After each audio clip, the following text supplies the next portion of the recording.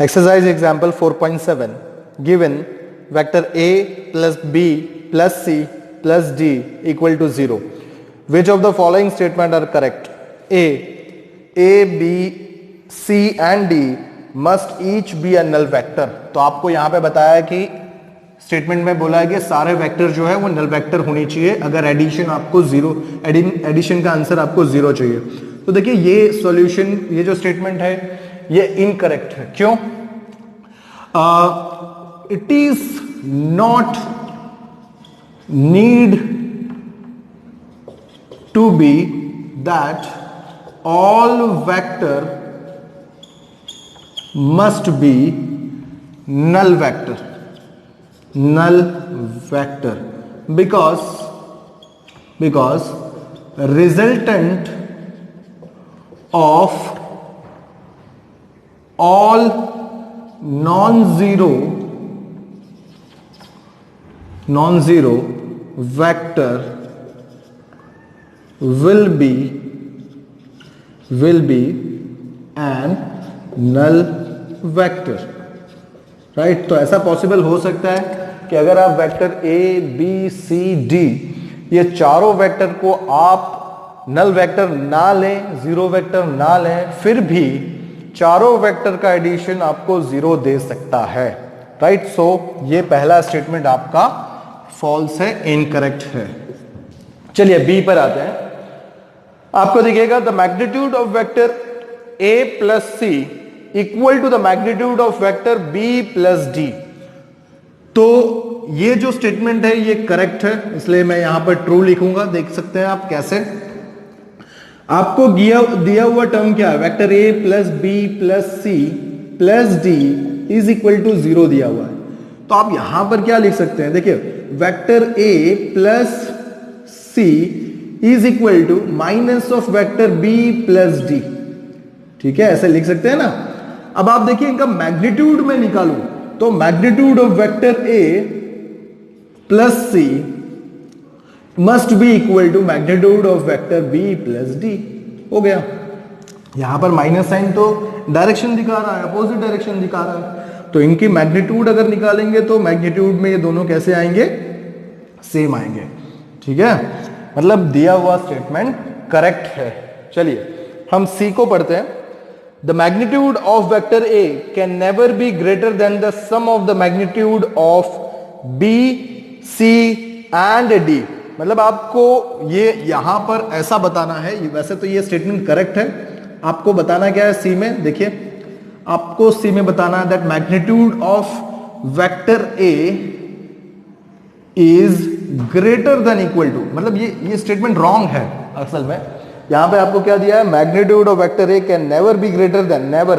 हाँ तो ये स्टेटमेंट करेक्ट है. देखिए can never be greater than the sum of the magnitude of vector B C and D. Because आप देख सकते हैं इस क्वेश्चन में आपको दिया हुआ टर्म क्या था? Vector A plus B plus C plus D is equal to zero. तो आप इसे सिंपली क्या लिख सकते हैं? Vector A is equal to minus of vector B plus C plus D. Right, ऐसे आप इसे लिख सकते हैं. ठीक है, अब देखिए इनमें मैग्नीट्यूड अगर मैं निकालूं तो मैग्नीट्यूड ऑफ वेक्टर ए क्या हो जाएगा? Is equal to magnitude of vector B plus C plus D हो जाएगा. मतलब this magnitude is in equal to possible when the summation of this all taken. Right, so it is not possible that the magnitude of vector A is greater than the magnitude of. So हम यहां पर लिख सकते हैं it is not possible that magnitude of A is greater than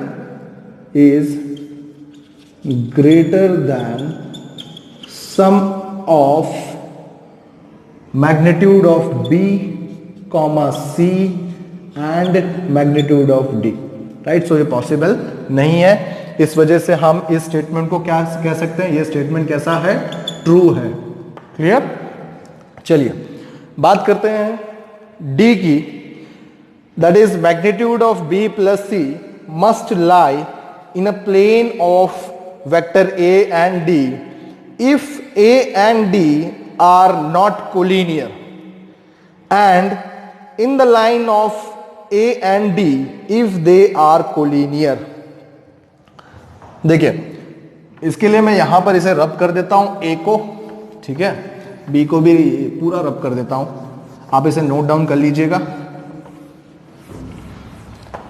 देखिए यहां पर आपको D बताना है। फॉर कोलिनियर हम लेते हैं, for collinear of vector A and D। देखिए आपको कोलिनियर के बारे में बताना है, A और D कोलिनियर है तो देखिए कोलिनियर अगर है मतलब दो वेक्टर A और D दोनों वेक्टर का जो वेक्टर है वो सेम लाइन ऑफ एक्शन है, तब क्या होगा। देखिए हम यहां पर लिखते हैं वेक्टर A मैग्नीट्यूड, और हम ऐसे लिख सकते हैं vector A plus vector B plus C plus D is equal to 0 दिया है, राइट। और हमें यहां पर कुछ इस हिसाब से हम बता सकते हैं, जैसे इन दोनों वेक्टर को हमें साथ में बताना है इन दोनों का रिजल्टेंट जो है वो सेम प्लेन में आएगा, सेम लाइन में आएगा कि नहीं। तो अगर मुझे इन दोनों का, इन सबका सॉल्यूशन का आंसर 0 लाना है, तब मुझे क्या करना पड़ेगा, ये जो वेक्टर है इनको सेम लाइन ऑफ एक्शन में लाना पड़ेगा, मतलब ये सेम लाइन में होना चाहिए। तो हम यहां पे क्या लिखेंगे, that magnitude of vector B plus C must be in a same line of vector A and D to make an answer of null vector, right.